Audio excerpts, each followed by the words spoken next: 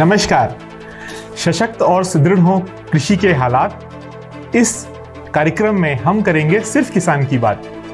स्वागत है आपका पूसा समाचार के इस खास अंक में।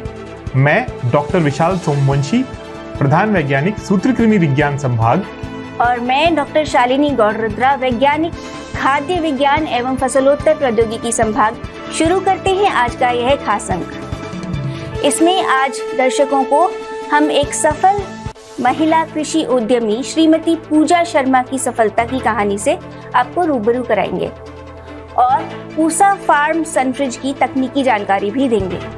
और अंत में होगी मौसम की खबर।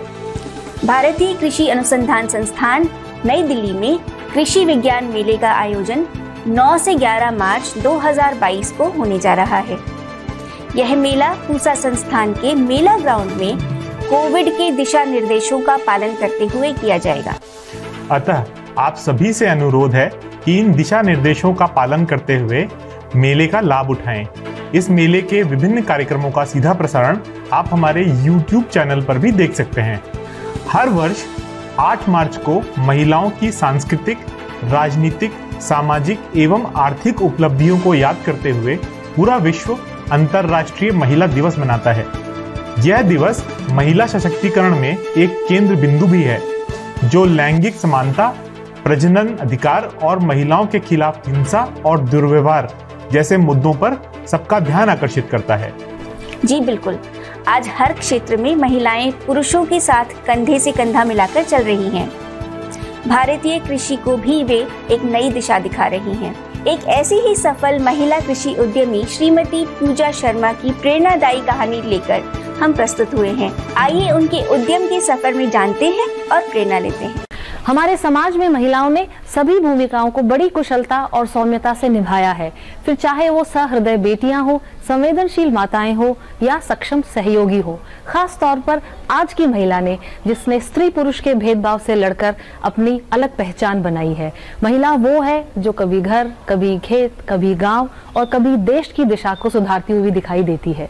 इनमें से कुछ महिलाएं ऐसी हैं जिन्होंने परंपराओं को चुनौती दी, जो वीर है, बहादुर है और पर्दे से निकलकर उन्होंने जिंदगी के मायने खोजे और अपने साथ साथ अन्य महिलाओं को भी नया रास्ता दिखाया। आइए एक ऐसी ही शख्सियत से आपकी मुलाकात कराते हैं जिन्होंने समाज में अपनी एक नई पहचान बनाई है, सफल उद्यमी के रूप में। तो पूसा समाचार के महिला विशेषांक में बहुत स्वागत है श्रीमती पूजा शर्मा जी का। पूजा जी, स्वागत है आपका कार्यक्रम में, और आप अपने बारे में और अपने उद्यम के बारे में हमारे दर्शकों को कुछ बताइए। जी नमस्कार, मेरा नाम पूजा शर्मा है। मैं गांव चंदू गुरुग्राम से हूं और मैंने महिलाओं के साथ मिलकर स्वयं सहायता समूह बनाया है और उसी में मैं बेकरी प्रोडक्ट बनाती हूं, जो हमारे किसान भाई खेतों में पैदा करते हैं। उन्हीं चीजों को मैं मूल्य संवर्धन करके मार्केट में लोगों तक पहुंचाती हूँ। तो आज हम खड़े हैं चंदू गांव में, जिला गुरुग्राम में, और यही कर्मस्थली है पूजा जी की, जहां से उन्होंने अपने उद्यम की शुरुआत की। आइए इनकी फैक्ट्री, इनके उद्यम के बारे में, किस तरह से लोगों से जुड़ी, कितने लोग यहाँ काम कर रहे हैं, उसके बारे में जानते हैं।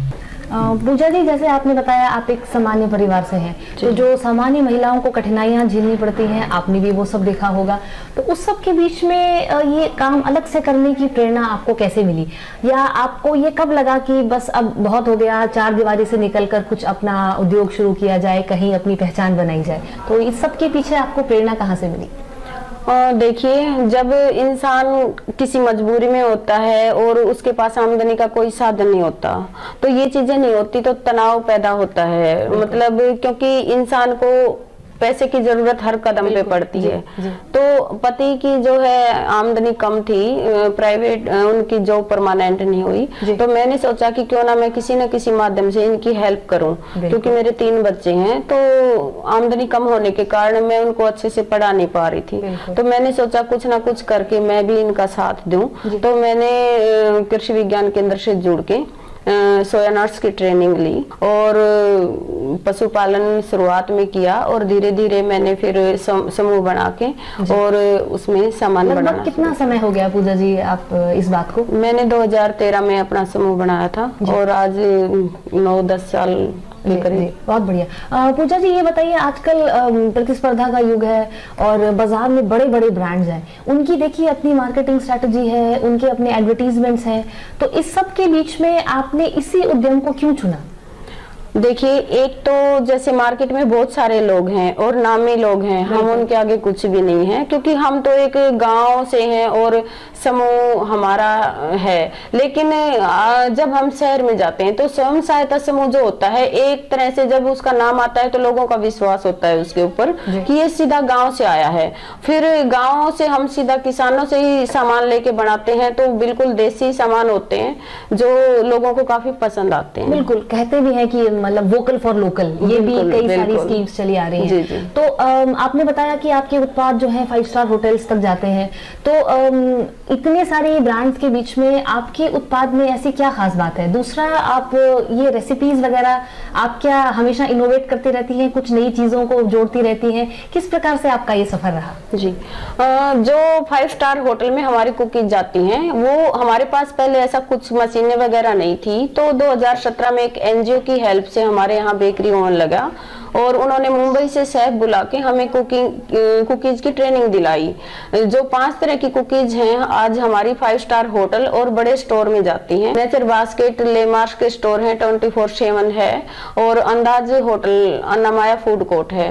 तो काफी सारे बड़े स्टोर में हमारी कुकीज जाती हैं। बाकी हमने सोचा कि लोकल में कम रेट में लोगों के लिए हम कुछ बनाएं, तो वो हमने फिर जवार से बिस्किट, बाजरा बिस्किट, क्योंकि ये चीजें मार्केट में मिलती नहीं, जैसे चना बिस्किट है, रागी बिस्किट है, तो मार्केट में डिमांड को देखते हुए, क्योंकि आजकल लोगों को खाना चाहिए देसी और मतलब हेल्दी हो, वापस उन्हीं चीजों पे लोग आने लगे हैं। जी, बहुत बढ़िया।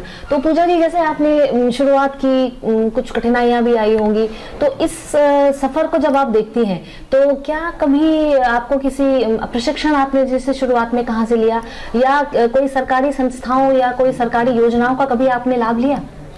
देखिए, जब एक महिला गांव से बाहर निकलती है घूंघट से, तो परेशानियां तो उसके लिए उससे पहले खड़ी मिलती हैं, लेकिन उनसे हमें हार नहीं माननी चाहिए। मैंने शुरुआत की, कृषि विज्ञान केंद्र से जुड़ के मैंने ट्रेनिंग ली। किस केवीके से आपने प्रशिक्षण लिया?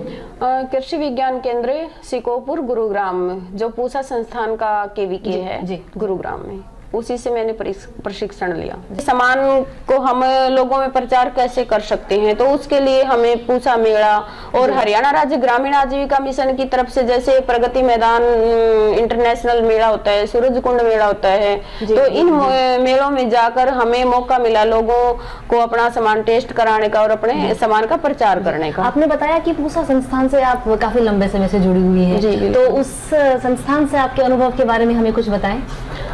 जब भी हम पूसा में जाते हैं तो कुछ ना कुछ नया हमें सीखने को मिलता है, और जब एक महिला घर से घूंघट से निकलकर बाहर निकलती है तो काफी सारी समस्याओं का सामना तो उसको करना ही पड़ता है। लेकिन मैंने अपने जीवन में एक बात देखी कि मेरे अंदर बदलाव भी आया, बोल चाल में, रहन सहन में। नहीं तो मैं झज्जर की बेटी हूँ, पूरी हरियाणवी भाषा होती थी, और आज जब मैं लोगों के बीच में जाती हूँ तो उन्हीं के हिसाब से मेरे को बोलना पड़ता है। दिखाई दे रहा है। बिल्कुल जी। पूजा जी, अपनी यूनिट हमें भी दिखाएं, हम देखना चाहेंगे। चलिए। तो पूजा जी, ये उद्यम जब से आपने शुरू किया तो आप अपने आप में और आपके साथ जो अनेक महिलाएं जुड़ी हैं उनमें किस तरह का बदलाव देखती हैं? देखिए, जब हम बाहर जाते हैं जी, तो बोल चाल में, रहन सहन में काफी सारे बदलाव हमें देखने को मिलते हैं। बाकी जो महिलाएं खेतों में काम करती थी और जिनको किसी भी बारे में कुछ नहीं पता था, आज वो सारी चीजों के नाम इंग्लिश में बोलती हैं। तो मेरे को देख के बड़ा ही अच्छा लगता है कि कितना बदलाव इन महिलाओं के अंदर आज आया है। आत्मविश्वास भी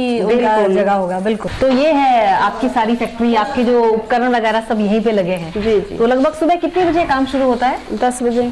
10 बजे के आसपास महिलाएं अपने घर का काम करती हैं। घर में बच्चे भी होते हैं, स्कूल भेजना होता है, तो सब काम अपना पूरा करके 10 बजे यहाँ पे आ जाते हैं। पूजा जी, मैंने देखा है आजकल महिलाएं आगे बढ़ना चाहती हैं और उनमें कौशल भी है, लेकिन कहीं ना कहीं से शुरुआत नहीं कर पाती, और उनसे बात करें तो उनको सबसे बड़ी समस्या आती है मार्केटिंग में। वो ये कहती हैं कि भाई कुछ लघु स्तर पे अचार, पापड़, मुरब्बा ये सब कुछ बना भी रही हैं, लेकिन मार्केटिंग एक बड़ी समस्या है। तो आपका, जैसे अगर अपन सफर की बात करें, तो आपने जब शुरुआत की तो आप मार्केट से कैसे जुड़ी? आपने उस एस्पेक्ट को मतलब कैसे कवर किया?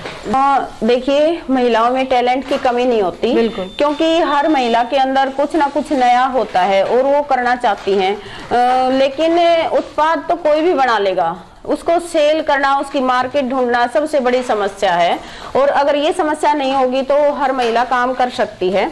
हमारे साथ भी ऐसा ही हुआ। शुरुआत में हमें भी काफी दिक्कतें आई, लेकिन धीरे धीरे जैसे सरस मेला होता है, हरियाणा राज्य ग्रामीण आजीविका मिशन की तरफ से पूसा मेला होता है, इनमें क्या है हम लोगों को अपने प्रोडक्ट टेस्ट करा के प्रचार प्रसार कर सकते हैं। जैसे लोग हमें मिलते हैं, अगर हमारे प्रोडक्ट उनको पसंद आते हैं तो वो बाद में हमें कॉल करते हैं, और बड़े बड़े बिजनेसमैन भी जैसे ट्रेड फेयर में हमसे जुड़ जाते हैं। तो मार्केटिंग की समस्या इस तरह से दूर हो जाती है। और न्यूज़पेपर वगैरह में अगर महिलाओं की लगातार सामान की न्यूज आती रहे तो इससे भी काफी फर्क पड़ता है। तो कहीं ना कहीं कुछ एक आकर्षक पैकेजिंग या अपना कोई ब्रांड नाम बनाना, उसका जो एक आकर्षक पैकेजिंग में जब हम कोई उत्पाद रखते हैं तो निश्चित रूप से उसकी डिमांड ज्यादा होती है। तो इस तरह का भी कुछ आपने किया होगा शुरुआत में ही? बिल्कुल मैम, क्योंकि आपका ये जो ब्रांड नाम आपने कैसे सोचा? देखिए, जब हम सामान भले ही हमारा अच्छा हो, अगर पैकिंग उसकी अच्छी नहीं है तो वो हमारे मतलब देखने वाला कोई लेगा ही नहीं। लेकिन उसकी अगर पैकिंग अच्छी है और देखने में भी अच्छी है और अंदर प्रोडक्ट भी अच्छा है तो वो सबसे अच्छा हो जाता है, क्योंकि मार्केट में जो दिखता है वही बिकता है। बिल्कुल। तो 2013 से लगभग आपने ये काम शुरू किया, अपने साथ कई महिलाओं को भी साथ में जोड़ा। तो आपकी इस फैक्ट्री में कौन कौन से उत्पाद तैयार होते हैं? देखिए मैम, 5 तरह की तो कुकीज होती हैं इसमें तैयार, जो आज 5 स्टार होटलों में हमारी जाती हैं। और बाकी लोकल में हमने बिस्किट बनाए हैं, जैसे बाजरे को पीनट के साथ में, रागी को सौंफ के साथ में, चने को फ्लैक्सीड के साथ में, और ज्वार को तिल के साथ में। ऐसे ही नमकीन में हमने आटा अजवाइन, बाजरा जीरा, बाजरा अजवाइन, तो काफी तरह के नमकीने हैं जैसे। और लड्डू है, चिया सीड लड्डू है, फ्लैक्सीड ड्राई फ्रूट लड्डू है, बाजरा लड्डू है जी, चना सत्तू लड्डू है, और मतलब 10 से 15 प्रकार के हमारे लड्डू हैं। और लोगों की डिमांड के अनुसार भी हम मतलब प्रोडक्ट बना के उनको देते हैं। तो पूजा जी, इन सभी हेल्दी प्रोडक्ट्स जो आपने बताए, जो उत्पाद हैं, उनको बनाने की क्या प्रक्रिया रहती है? मतलब बेकिंग किस तरह से होती है? जी। आटा वाटा आप कैसे तैयार करती हैं? क्या वो बाहर से मंगाती हैं आटा वगैरह? नहीं, हम किसानों से डायरेक्ट, जैसे बाजरा है, ज्वार है, चना है, ये सब हम किसानों से डायरेक्ट लेते हैं। और हमने चक्की लगाई है बाहर, और उसमें हम ताजा ही पीसते हैं सारी चीजों को। फिर डो लगने के बाद फिर यहाँ पे ये प्रोडक्ट आ जाते हैं, जो कि पूरे हैंडमेड होते हैं। एक एक बिस्किट का वेट होता है और उसको हाथों से बनाया जाता है। यानी आज जो उत्पाद तैयार हो गया उसका आटा भी आज ही तैयार होगा? आज ही तैयार होगा। अगर आज बाजरा बिस्किट बनेंगे तो थोड़ी देर पहले ही बाजरे का आटा हम पीसेंगे। बिल्कुल फ्रेश। तो पूजा जी, इन हैंडमेड कुकीज को वो शेप देने के बाद भी बेकिंग का क्या तरीका रहता है? मैम, फिर अंदर जाएगा बेकिंग के लिए ट्रे जी, और धीरे धीरे मतलब उसको चेक करना होता है। अच्छा।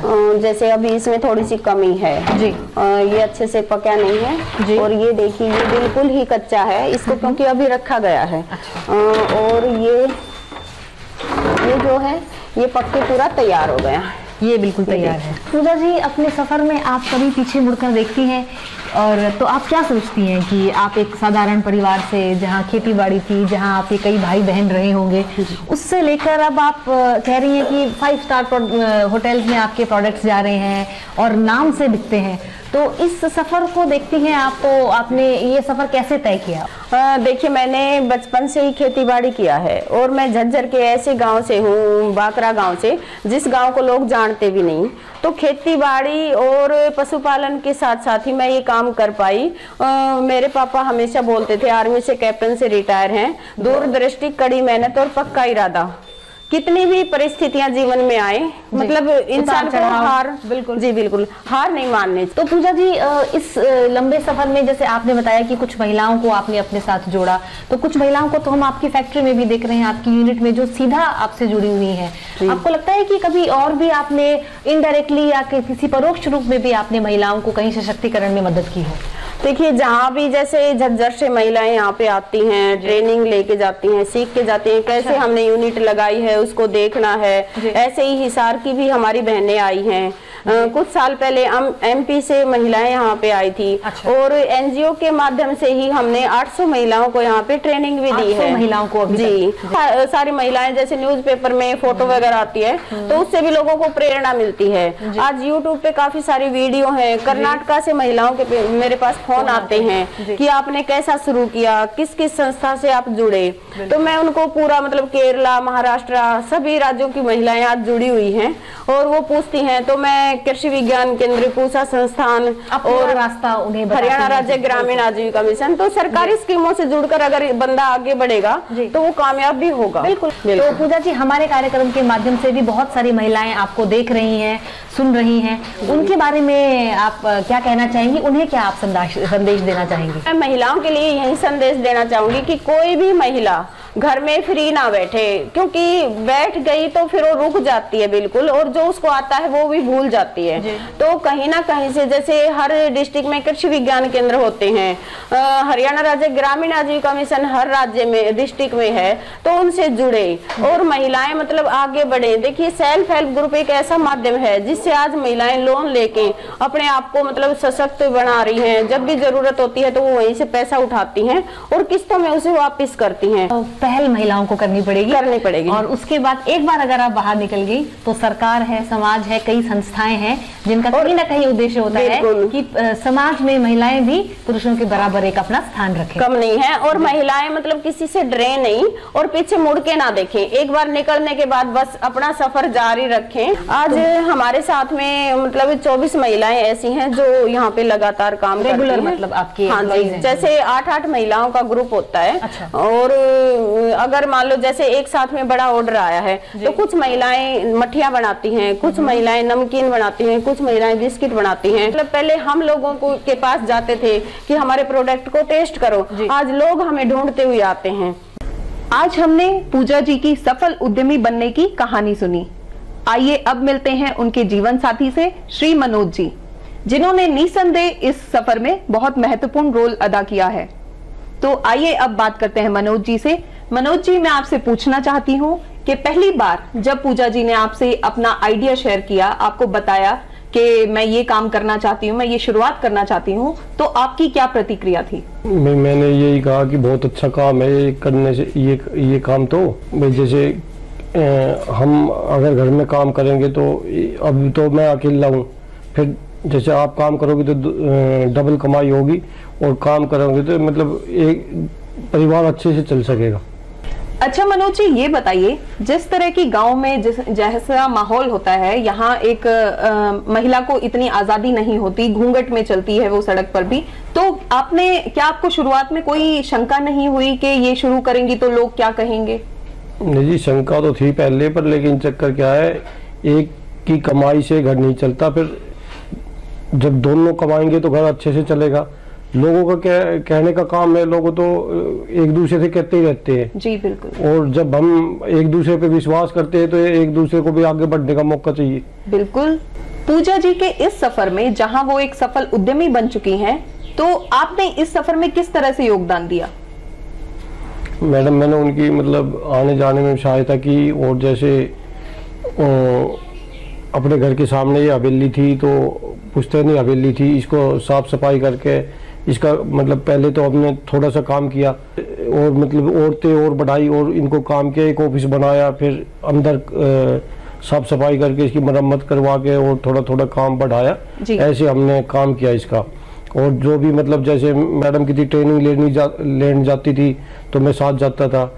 जी बिल्कुल। इस तरह के उद्यम, कोई भी उद्यम हो, वहाँ पति पत्नी जब साथ में मिलकर काम करते हैं तो वो अपने आप में ही एक पूर्ण सफलता है। आपकी जिंदगी जो पहले थी उसके बाद उस जीवन शैली में किस तरह का परिवर्तन आया? किस तरह से आपकी आर्थिक स्थिति में सुधार आया?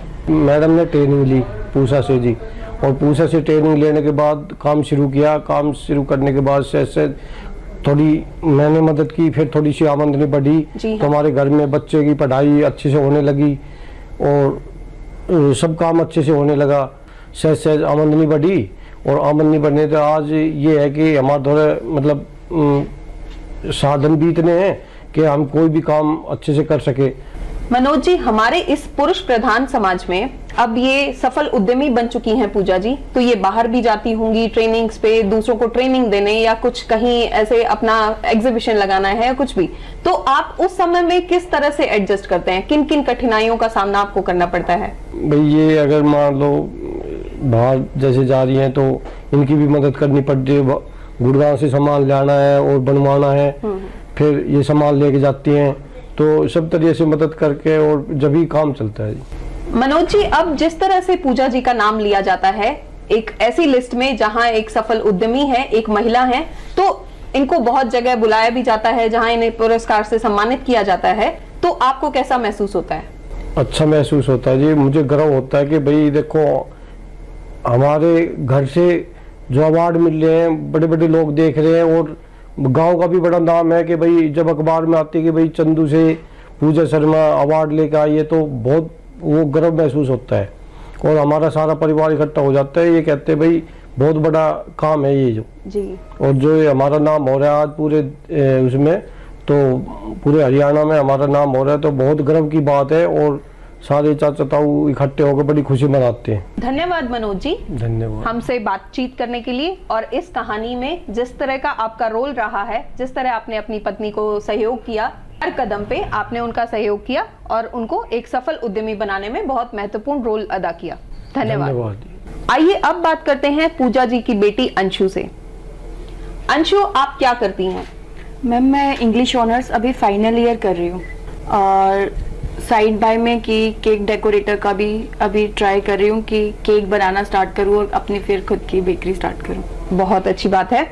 तो अंशु, आपने अपनी माँ को किस तरह से उनके सफल उद्यमी बनने में योगदान दिया? तो मम्मी ने स्टार्ट किया तब तो जैसे कि घर में हमने हेल्प की कि आप बाहर जाओ, और आज जैसे कि आपकी कहीं मीटिंग है तो घर में काम मैं कर लूंगी और आप अपनी मीटिंग में जाओ टाइम पे। धीरे धीरे बड़े हो रहे हैं तो फिर हमें भी थोड़ा थोड़ा वहाँ पे भी हाथ बटाना पड़ रहा है, और नॉलेज मिल रही है मम्मी से भी। और जैसे कि रजिस्टर्स हो गए, स्टॉक रजिस्टर्स वगैरह, रजिस्टर में एंट्री करनी होती है, वो मम्मा को सिखाया, तो मम्मी ने वो चीज़ हमें सिखाई, हमने थोड़ा सा उनको और इम्प्रूव कर दिया।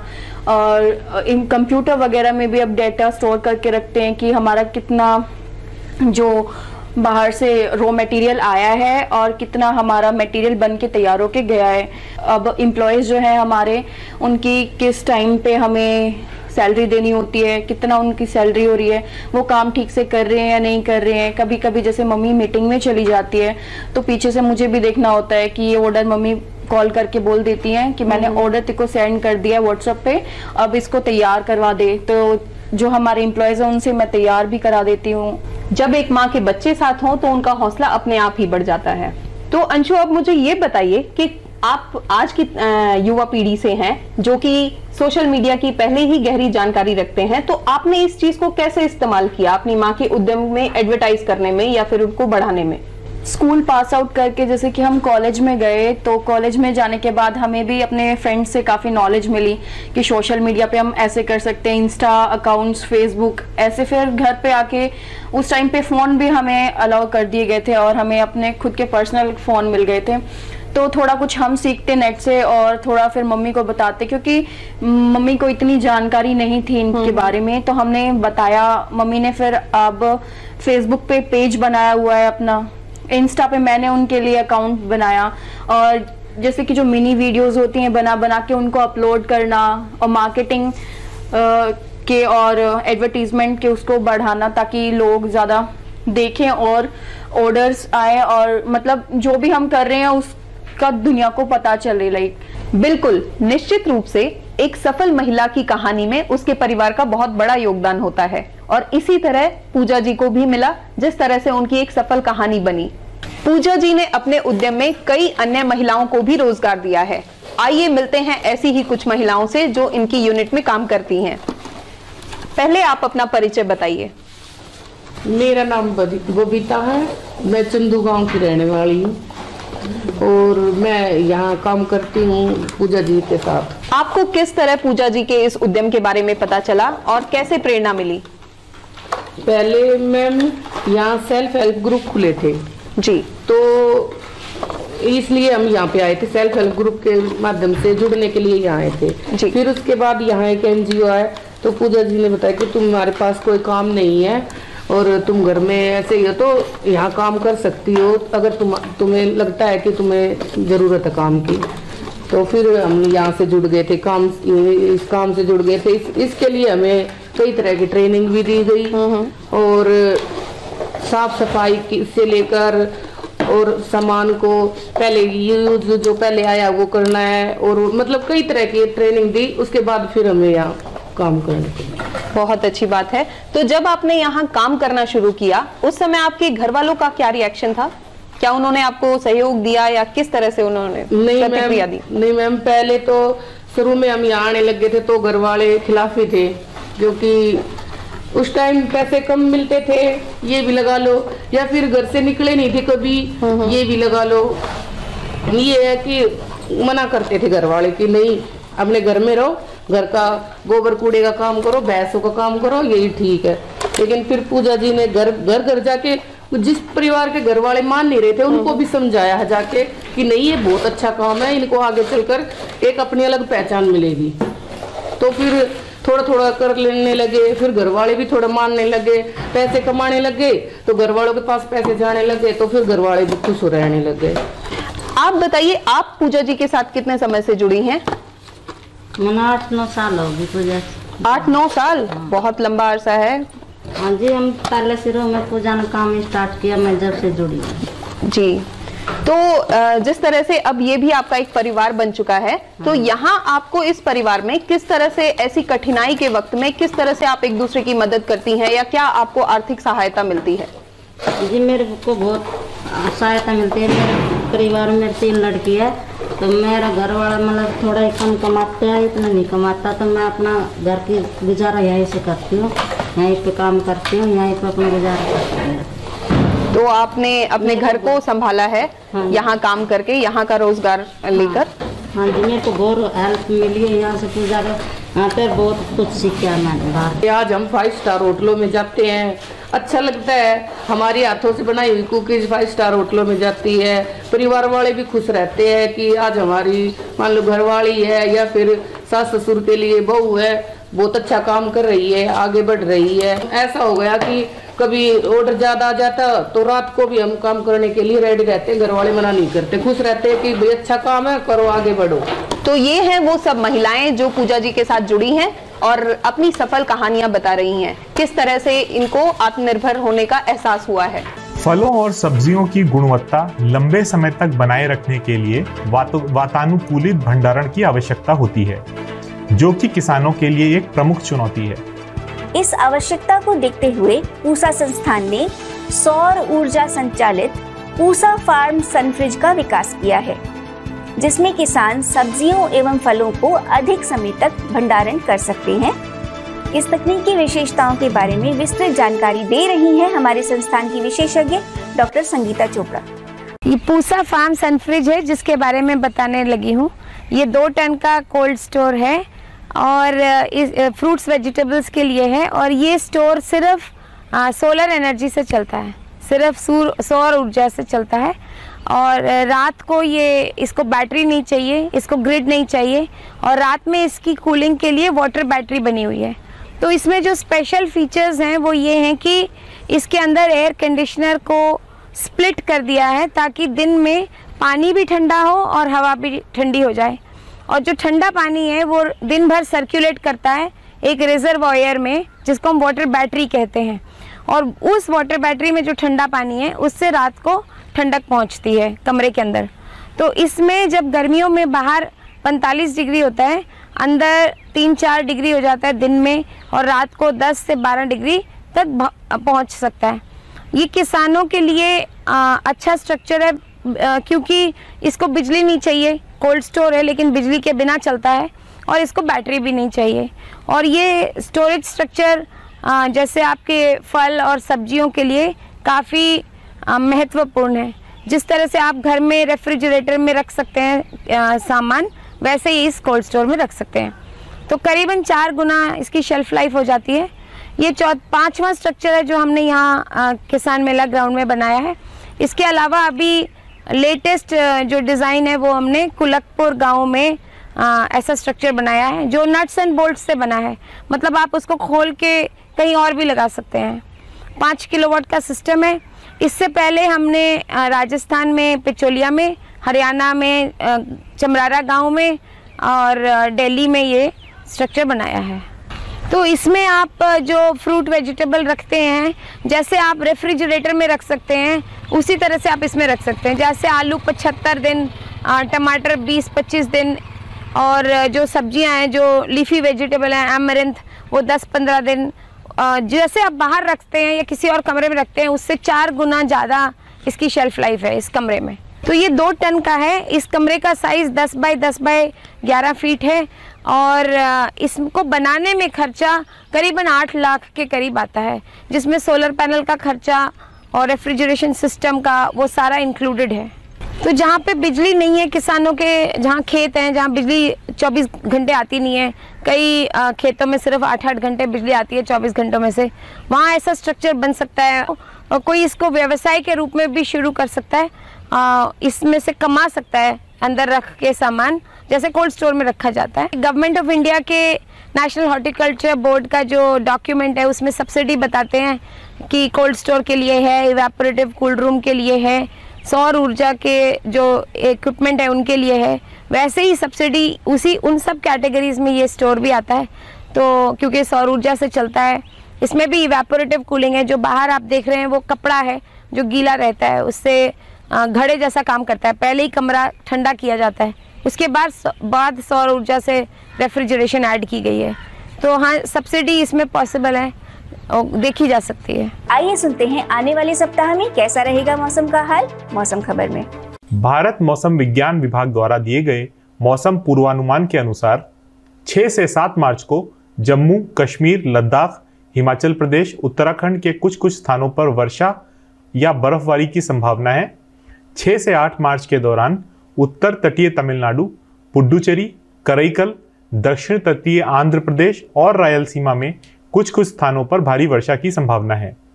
9 और 10 मार्च को पश्चिमी हिमालयी क्षेत्र में वर्षा या बर्फबारी और आसपास के मैदानी इलाकों में हल्की वर्षा की संभावना है। 6 मार्च को पश्चिम मध्य और दक्षिण पश्चिम बंगाल की खाड़ी के आसपास, उत्तरी तमिलनाडु, पुडुचेरी और दक्षिण आंध्र प्रदेश के तटों के ऊपर 40 से 60 किलोमीटर प्रति घंटे की रफ्तार से तेज हवाएं चलने की संभावनाओं को देखते हुए मछुआरों को इन क्षेत्रों में उद्यम न करने की सलाह दी जाती है।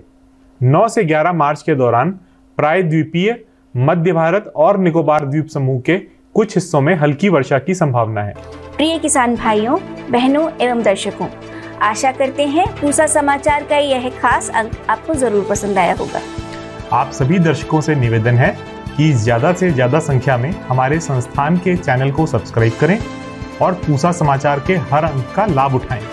हमारे फेसबुक पेज और ट्विटर हैंडल को भी जरूर फॉलो करें।